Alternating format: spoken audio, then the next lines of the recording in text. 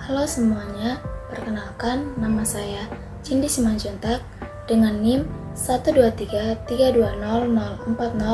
dari program studi Teknik Fisika. Pada kali ini, saya akan mempresentasikan tugas saya yang berjudul Kajian Penerapan K3L pada proyek konstruksi studi kasus pembangunan jembatan Menara Pandang Kota Baru Purwokerto. Adapun latar belakangnya adalah K3L merupakan aspek krusial dalam konstruksi industri, termasuk pada proyek pembangunan infrastruktur seperti jembatan. Tingginya risiko kecelakaan kerja dan dampak lingkungan yang dihadapi dalam setiap tahapan proyek konstruksi menuntut penerapan K3L yang optimal untuk melindungi pekerja, masyarakat sekitar, serta menjaga kelestarian lingkungan. Adapun identifikasi masalahnya ada 3. Yang pertama, tingginya angka kecelakaan kerja akibat kurangnya penerapan K3 dan pelatihan kerja. Yang kedua, pengabaian atau penggunaan alat pelindung diri yang tidak sesuai dengan standar. Yang ketiga, proyek sering berdampak pada lingkungan tanpa mitigasi yang memadai. Adapun tujuan penelitiannya, yang pertama, mengetahui jenis bahaya yang umum di proyek konstruksi. Yang kedua, menganalisis tingkat kepatuhan terhadap standar K3L. Yang ketiga, memberikan rekomendasi untuk mencapai kondisi kerja yang aman. Ada juga ruang lingkup. Yang pertama, lokasi penelitiannya ada di proyek pembangunan jembatan Menara Pandang, Purwokerto. Yang kedua, subjek penelitiannya ada pekerja, mandur, dan juga manajer proyek. Yang ketiga, fokus. Fokus pada identifikasi bahaya, evaluasi risiko, dan juga mitigasi. Nah, ada juga metode penelitiannya ada 2. Yang pertama, teknik pengumpulan data, teknik analisis data.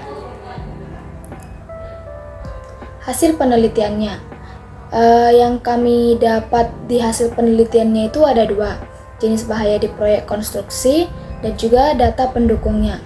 Nah, jenis bahaya di proyek konstruksi ini juga terbagi 3, yang dimana bahaya fisik, bahaya ergonomi, dan juga bahaya lingkungan.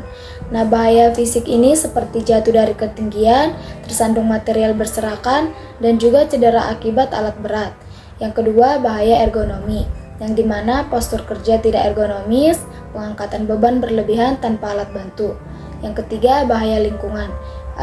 Contohnya itu debu yang mengganggu pernapasan, pencemaran air dari limbah konstruksi.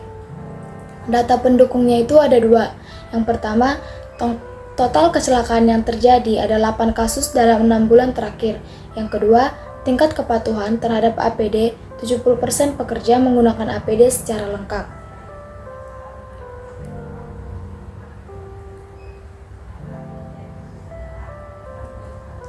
Analisis risiko dan strategi mitigasi.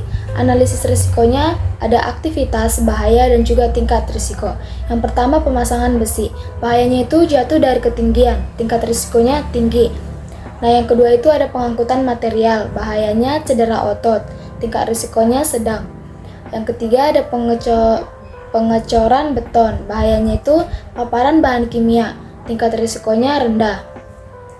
Nah, dalam strategi mitigasinya itu ada 3. Yang pertama, administratif, yaitu pelatihan rutin tentang K3L, dan juga penjadwalan inspeksi keselamatan mingguan.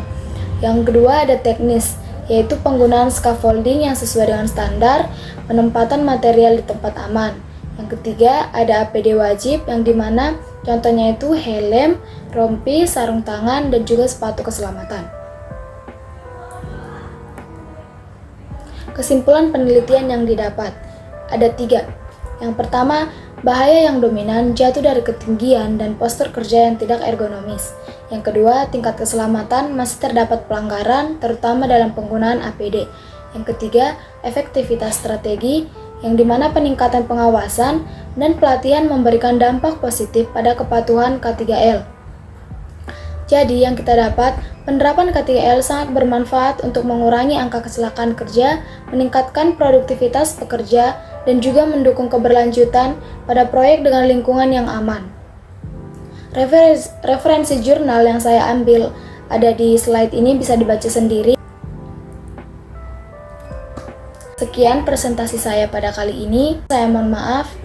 Terima kasih.